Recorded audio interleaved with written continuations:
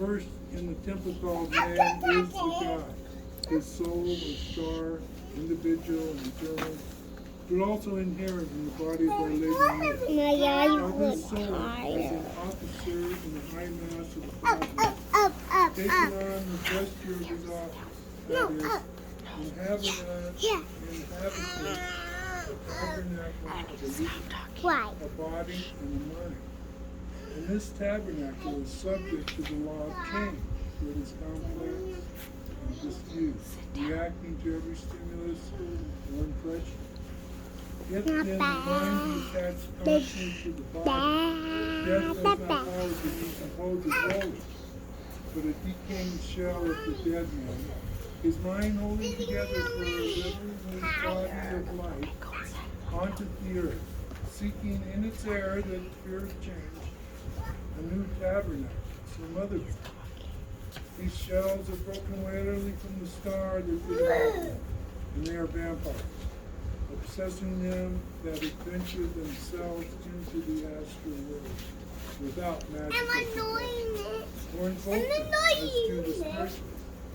For by death man is released only from the gross body, at the first and is complete otherwise upon the astral plane, as he was in his life. But this wholeness suffers stress, and its girders are loosened, the weaker first, and after that the stronger.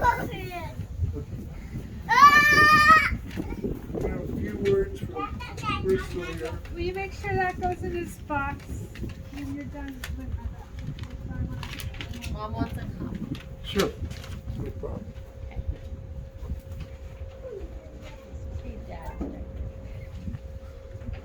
Okay, so I wrote this eulogy for my dad. So, here we go. Blessed. If I had one word to sum up the immaculate life of my father, it would be blessed. My father, born George Michael Mahoney, he was known to most as Mike, Uncle Mike, Big Mike, or most infamously as Captain Chaos. I, along with my siblings, Teresa, Christy, and Thomas, had the honor and privilege to call him Dad. Dad was born in Tucson, Arizona, and would proudly announce his place of birth to everyone he met. He was the oldest son to his parents, George and Yvonne. He had 5 sisters, Colleen, Kathleen, Judy, Trudy, and Tracy.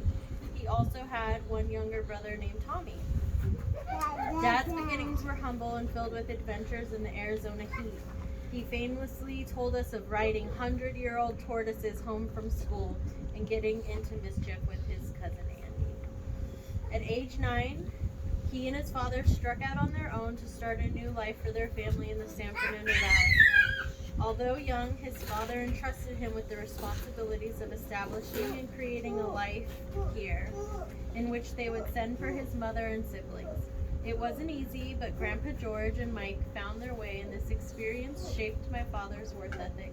He was known as a hardworking man, a hustler, who always strived to be a provider for his entire clan. He never complained and worked multiple jobs his whole life. His area of expertise was in real estate and escrow. He was an escrow officer for over 45 years. He started at the lowest rung as a messenger on a tiny motorcycle and observed and learned and absorbed as much information as he could to dominate and succeed. The day before my twin brother and I were born, he was fired. He loved to tell that story. He and my mother already had my sister Teresa, and now he had twins on the way, and he risked it all for a promotion. It got him fired. But he would say, "Do you think I was scared? No, I have no fear. I didn't have time for fear. I had to provide." Whenever my father would tell me any story, I always believed him, and I know he was right. He was blessed. No matter what happened, good, bad, or ugly, my father had a unique and amazing ability to find luck and positivity that would drive his successes. One of my father's greatest blessings came in the form of a beautiful blonde bombshell, my mother, Laurel. Their love was made in fantasy and played out in real life. They were happily married for over 43 years. My parents met early on in 1970 while my mother was working for Grandpa George's phone company. She admired my father and placed him on a pedestal like his siblings did and most who met him. Big Mike. He was known for rounding up all the kids and taking them on adventures, whether it be a small trip out to eat or a camping trip where they would spend weekends gliding freely on water skis. This was a habit he continued throughout his entire life. In 1975, on my mother's 18th birthday, my father asked her out on their first date. From that moment forward, these soulmates became inseparable. Their wedding was a non-traditional affair. They eloped in Las Vegas in 1978. After being married for a few years, my father decided they had to start a family. My sister, Teresa, was their firstborn child and completely wrapped up the heart of my parents. My father was wrapped around her finger from the moment she was born. Then, 4 years later, on the exact time and date, Thomas and I arrived. A few years later, we gained another sister by choice, my cousin Chrissy. We were a family of 6, blessed. I remember many Saturday mornings waking up before dawn and getting loaded into our Astrovan and taking off on some adventure. The yellow umbrellas in Palm Desert, a trip to San Diego to see his Aunt Kathy, or a trip out to Arizona to visit his cousin Andy and his wife Aggie.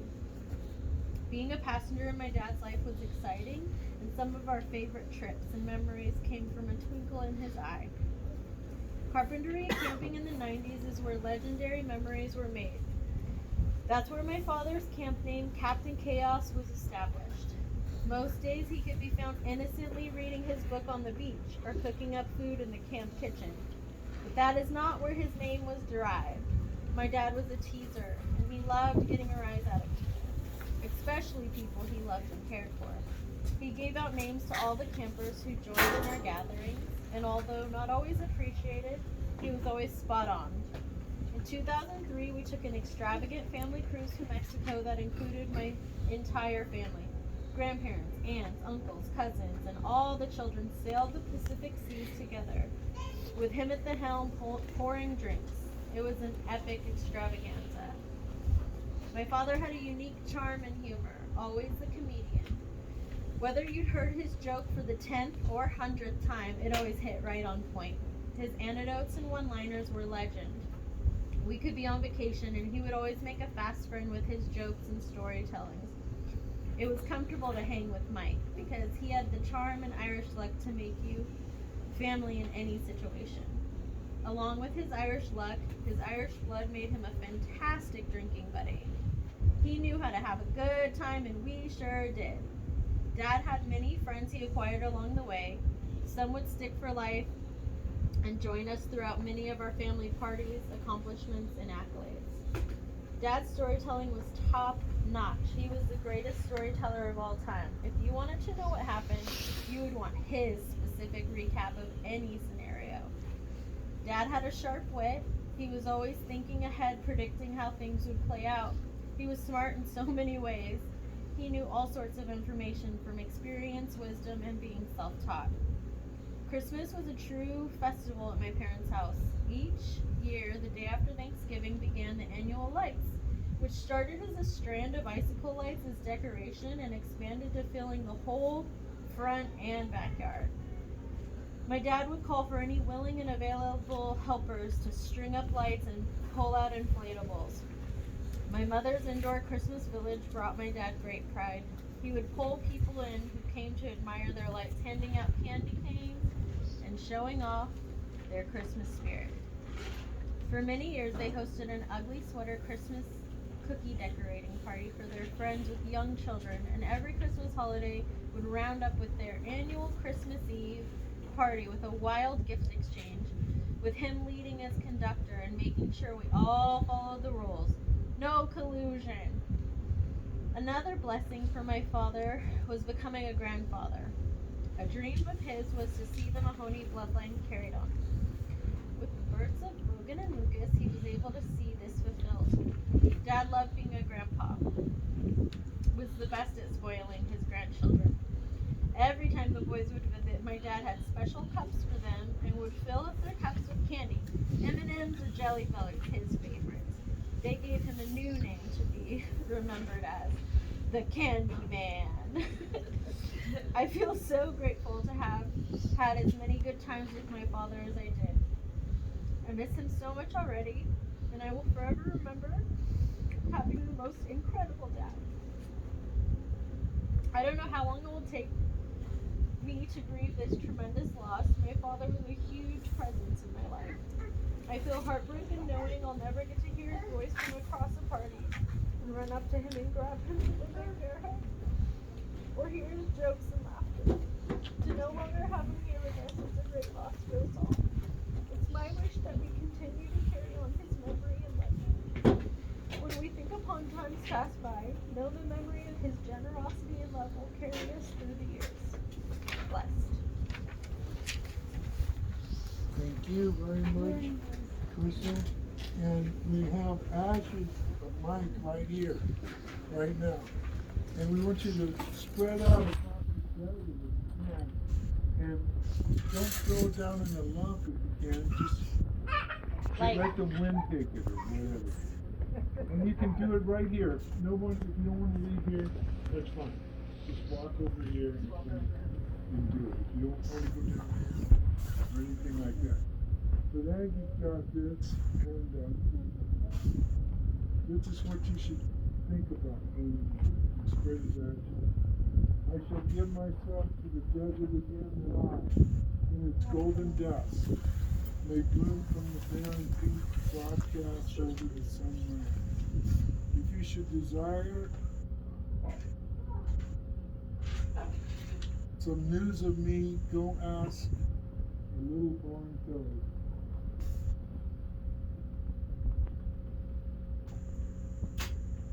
Whose home is the desert, or seek it among the fragrant sage, or question the mountain juniper, and by their silence they will truly inform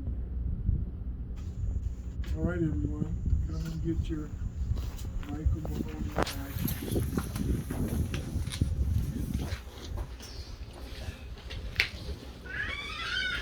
Downwind. Downwind. That's all you gotta think about. I'm gonna take Logan down there. Owen showed me. He said,